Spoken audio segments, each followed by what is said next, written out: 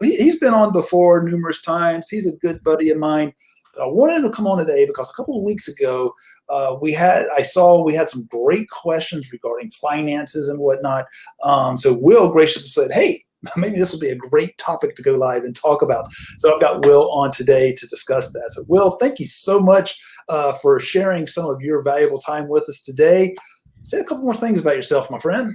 Oh man, this is normally where people start to feel uncomfortable because they have to talk to themselves. I just feel uncomfortable because I was telling you earlier, I feel like I've got a little bit of little head tilt. Like maybe I need to. Trust me, you look good, brother. You look good. I just feel like maybe I got to schedule an appointment with one of these Uncaged Clinicians and see if they get my head straight. But as far as myself and personally, I got into financial services. I went to physical therapy school at the University of St. Augustine.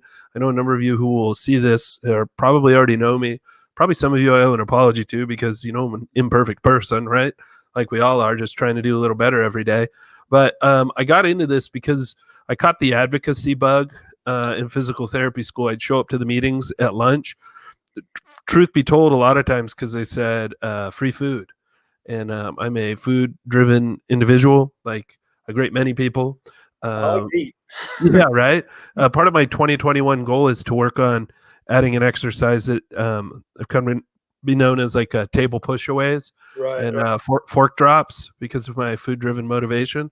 But going back to the advocacy bug, I would sit in these meetings and I felt this fire burning of man, this is cool. I'm on Team PT, and let me introduce you interrupt you for 1 second. I should have said that by training, you have a PT background.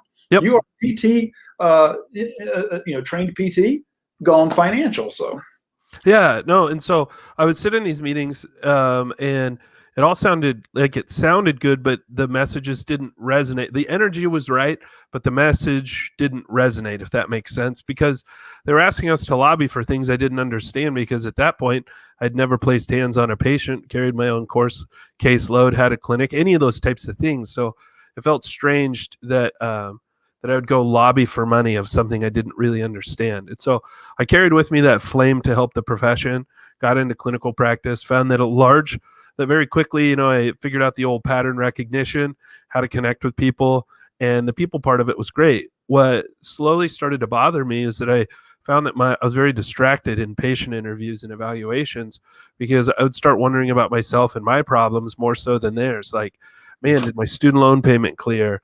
How do I get off this hamster wheel? What if I wanted to open a practice? How would that work? What kind of it was just all these questions. And what I noticed, the most common thread was a dollar sign. And so I get into financial services because a friend was listening to me bitch about, man, how does this work? How's this and that? And he says, Will, first of all, you're not special. A lot of people complain about this. Second of all, especially healthcare, because you guys just speak a different language. He says, but you should talk to me. I can help answer those. Didn't even know my best friend was a financial advisor. I don't know if that's him being really bad at sharing what he knows or me just being so egocentric I didn't think to ask him. Either way, it was a friend foul, and we righted and correct that. And he said, maybe once you start learning this stuff, you take it to your colleagues because you speak the same language. And poof, here I am. I got licensed because I'm a big fan. I believe in accountability for advice that's given. I see that a lot in other spaces where it's not. And so people can say whatever they want because there's no consequence to what they're saying. Right. So one of the things in particular that I think, and I get brought into these circles in these groups, and I spend a lot of time on, there's a lot of different ways to grow money. So I won't spend time talking about that today because there's a lot of different flavors, kind of like different approaches to rehab. But even in the different approaches to rehab, there's some baseline commonalities in all. And very similar in financial practice and growing and making and creating the greatest likelihood of success for yourselves. In specifically, that starts with building a foundation so that you can choose what structure you want to put on top of that foundation. And so anytime that I see people asking questions about what happens when they start talking about benefits because they're going solo or they're finally lifting their head up from, the grind and they're looking around and they're like, hey, this has been great, but I feel exposed in some capacity. Something happens. And that's where you get into discussing benefits and creating them. And the ones that I think are incredibly important to talk about relate to protecting and securing your income. And that's, I think, what spawned this conversation. And I've seen it happen quite a bit in groups like yours, David, you and Josh, and that whole gang is like, hey, what do I do? Like, how do I protect myself? And there are a few different ways that you can do that, like protecting your business. There are liability, professional and business, etc. With your health, it's health insurance. Those are familiar. But the ones where things start to get really gray is when people start talking about protecting their income, especially whether it's a short-term basis, a long-term basis, who it extends to, what if you have employees? And these are disability insurances. And I wish that they would rename disability insurance to income protection insurance, because I think people would cue into it a lot more. Healthcare providers are a group of people who I would argue they're more difficult, which is I mean, Dave, you'll appreciate the irony here, in that our entire livelihood depends on people not feeling so great and not doing so great, right? Injured and disabled. But we never really believed that it would happen to us. Exactly. Wild. And so that's why you don't think about those insurances and those pieces. And a lot of times when I have these conversations, I think about Sandra Bullock's role in the Blindside, right? With Michael Orr playing left tackle. And was it left tackle? He was an end. Whatever. I'm not a football player. Screwed this up. He was on the team. Yeah. He was on the team. And the whole purpose of that movie, and the reason they called it The Blind Side, is it's the hit that the quarterback doesn't see. And I think they used Roger Staubach in that movie about how he got his leg broken because he didn't see the hit coming. Right. And very similarly, nothing will derail a solopreneur or just business owner, period, quicker than the no income flow. And if you don't have a business that you can step away from, how do you provide for that? And that's where these insurances, these stopgaps. In traditional W-2 employment, a lot of times you'll have group benefits, short-term disability and long-term disability. And those will protect, 50, 60% of your income. But what happens if you don't have group benefits? What can you do? How do you go about doing that? And that's what I think is important, and what kind of spawned this talk. Sorry, my eyes started itching. Allergies are afoot. It's springtime. I'll send you some bee pollen. How about that? Hey, I'll take it.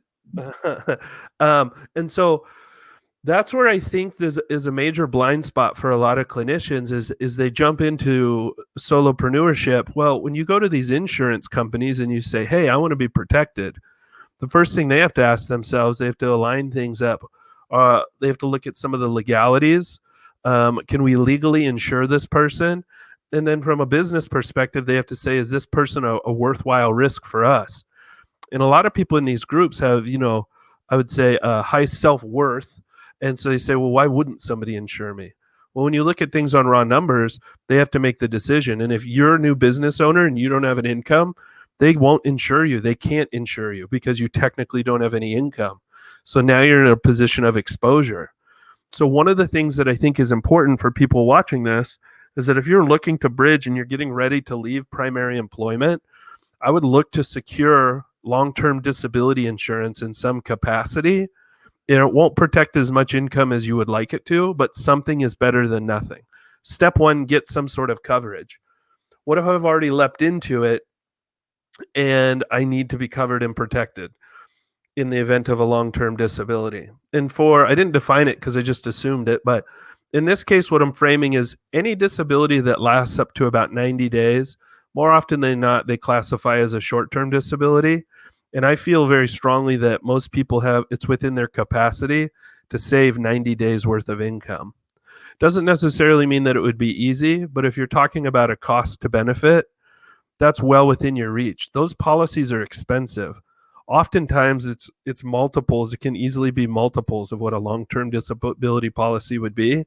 So here you are spending at least, somewhere in the ballpark of $100 a month. Let's just use numbers like that. $1,200 a year, and the longest it would cover you would be 90 days. Well, what if you don't get injured for 6 years? You just spent that income and you're not really getting the value out of it. So I'm going to sidebar. I'm going to put on the shelf short-term disability conversation because I believe that's within your capacity initially to save for. What if something happens that disrupts your ability to generate income for 3 months or longer? Odds are long, but consequences are significant. You're talking about total derailment and rearrangement of your entire future, because the odds are, is if you've been disabled for a year or more, you'll continue, and that disability could persist. I don't like fear mongering. So what I'll say is when I talk with the underwriters of the various insurance companies, their data says that most long-term disabilities last about 2 years when people get into that situation. And so that should make people feel a little bit better of like, oh man, what happens? But what about those stories we read about or those GoFundMes we see that say they start out, we never could have planned for this. Now, my heart does go out for those people because they're in a terrible situation. But I also believe at a certain element in this certain level, we have to accept responsibility, especially if we're entrepreneurs. Because what we're accepting is I'm accepting the responsibility to make my own income, to pay my own bills, to do those types of things. Doesn't mean you can't ask for a handout if things get very rough and rely on people to do that. But to say we never could have prepared for this, I think is a little short-sighted.